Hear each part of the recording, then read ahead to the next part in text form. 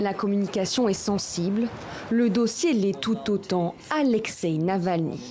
Après la confirmation hier par les scientifiques allemands de l'empoisonnement de l'opposant russe, l'Europe demande une enquête à la Russie.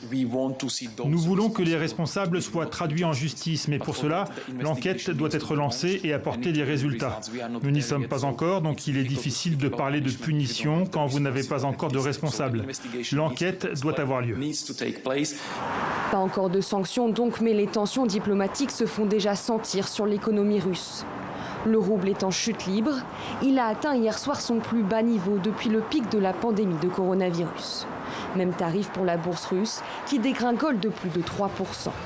Dans les rues de Moscou, certains habitants sont soucieux. Les souvenirs des premières sanctions économiques après l'annexion de la Crimée en 2014 ne sont pas si loin. Je pense que des sanctions seront imposées et que la situation dans son ensemble est assez tragique. Je suis inquiet des conséquences que cela aura. Nous avons déjà quelques problèmes avec le taux de change, c'est assez inquiétant. Point d'interrogation également autour du projet Nord Stream 2. Ce gazoduc devait déjà être opérationnel au premier semestre 2020 et approvisionner l'Europe en gaz russe.